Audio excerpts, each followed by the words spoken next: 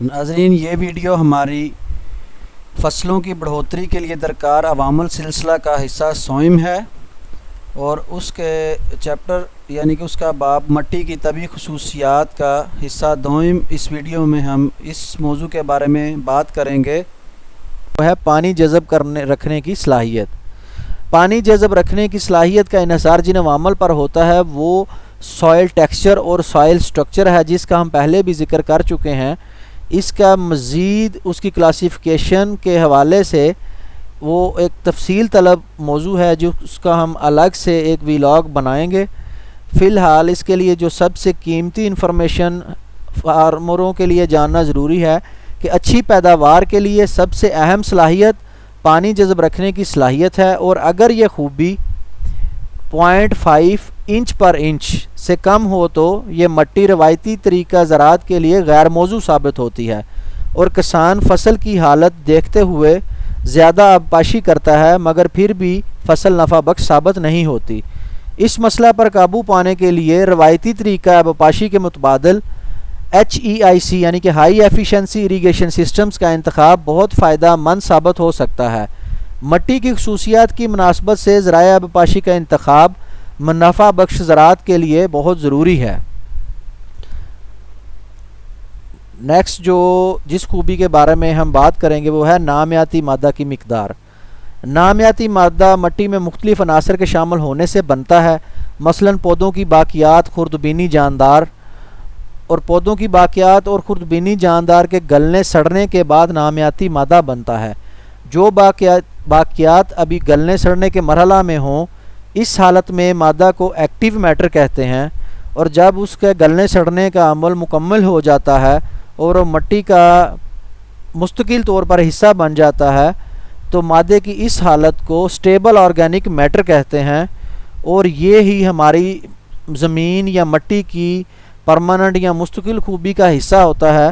Active matter کو ہم زمین کی خوبی میں جب ہم اس کے بارے میں اریگیشن سسٹم اور اس کی مختلف خوبیوں کا بارے میں سسٹم ڈیزائن کرتے ہیں، خوبیوں کو جانچتے ہیں، تو ہم سٹیبل آرگینک میٹر کو ہی اس میں کنسیڈر کرتے ہیں۔ یہ مادہ کی سٹیبل آرگینک میٹر کہتے ہیں، اور یہ مادہ ہمس پیدا کرنے میں بہت اہم کردار ادا کرتا ہے، اور یہ زمین کو مسامدار بناتی ہے۔ اگر برق روی سے بہت تیزی سے زمین میں نامیاتی مادہ شامل کرنا مقصود ہو تو اس مقصد کے حصول کے لیے جانوروں کا فضلہ زمین میں شامل کرتے ہیں۔ بھیڑ اور بکریوں کا فضلہ میں گائے اور بھینسوں کے مقابلے میں نسبتاً زیادہ مقدار میں خوراکی اجزاء موجود ہوتے ہیں۔ پولٹری شیڈ یا چکن منیور میں پوٹاشیم نسبتاً زیادہ مقدار میں موجود ہوتی ہے۔ زیادہ تر فصلوں میں ابتدائی مرحلہ میں جب جڑوں کی بڑھوتری ہونا ہوتی ہے تو پوٹاشیم کی کثیر مقدار پرائمری روٹس یا ہیئر روٹس کے جلساؤ کا سبب بن سکتی ہے، اس لیے چکن منیور کا استعمال کرتے وقت اوسط مقدار ہی زمین میں شامل کریں جو فصل کے نقصان کا سبب نہ بن سکے۔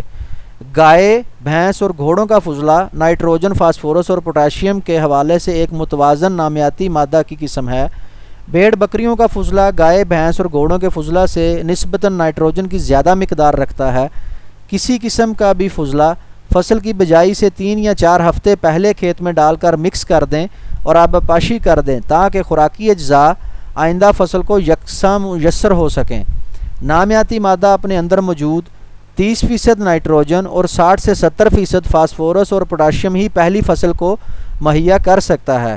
باقی کے عوامل یا باقی مادہ جو اس کے اندر غذائیت یا خوراکی اجزاء موجود ہیں وہ آنے والی آئندہ فصلوں یا ڈیکمپوزیشن یا گلنے سڑنے کے پروسیس سے گزرنے کے بعد ہی ممکن ہو پاتا ہے کہ وہ فصل کے لیے میسر ہوں۔ اگلی خصوصیت ہے فیلڈ میں مٹی کی بلک ڈینسٹی معلوم کرنے کا طریقہ۔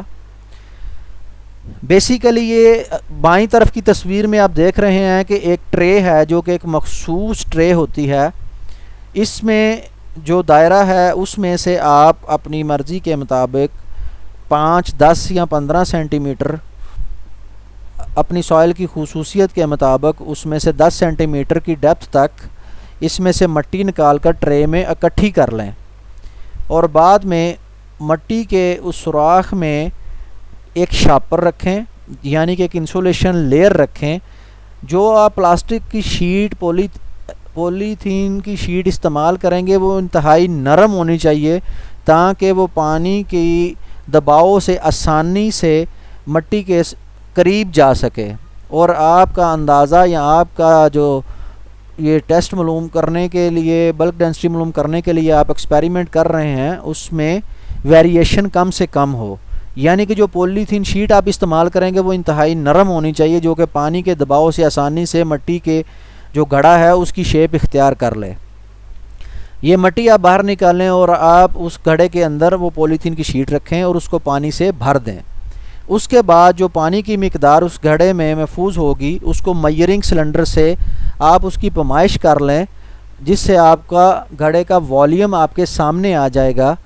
اور جو مٹی اس میں سے آپ نے نکالی ہے اس گھڑے میں سے آپ اس کا وزن کر لیں. اور ڈینسٹی کا بیسک جو بنیادی فارمولہ ہوتا ہے وہ ہوتا ہے ماس پر یونٹ والیوم.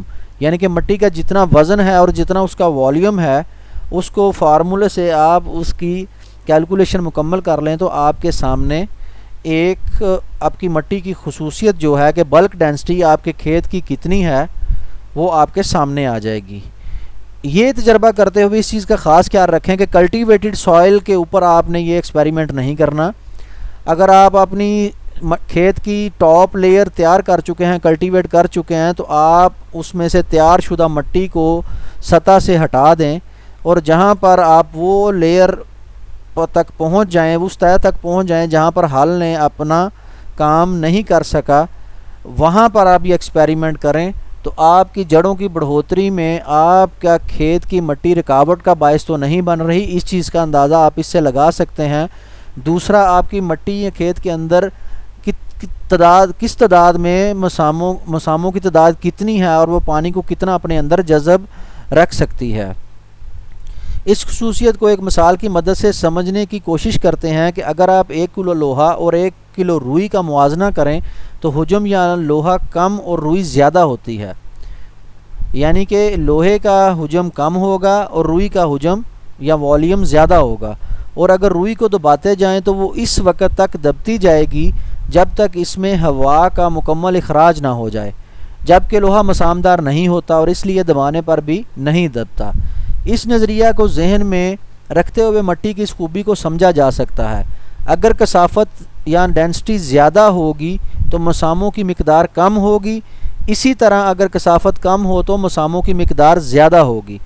کثافت یونٹ حجم میں مادہ کی مقدار کو کہتے ہیں. جو سب سے قیمتی انفارمیشن یا اہم انفارمیشن ہے وہ بنیادی طور پر اگر آپ کی کھیت میں مٹی کی جو ڈینسٹی ہے وہ 1.6 گرامز پر سینٹی میٹر کیوب کثافت کا وہ معیار ہے. اگر اتنی آپ کے کھیت کے اندر آپ کی بلک ڈینسٹی ہو تو یہ کثافت کا وہ معیار ہے جس پر جڑوں کی بڑھوتری متاثر ہوتی ہے.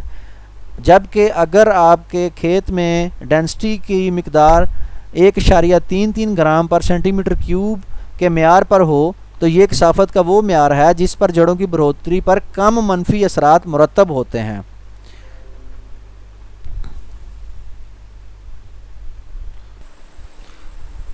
ناظرین آخر تک ویڈیو دیکھنے کا بہت شکریہ. برائے مہربانی اس چینل کو سبسکرائب کر لیں اور ساتھ موجود گھنٹی کے بٹن کو بھی دبا دیں. شکریہ. آپ کا یہ اقدام ہمارے لیے حوصلہ افزائی کا موجب بنے گا.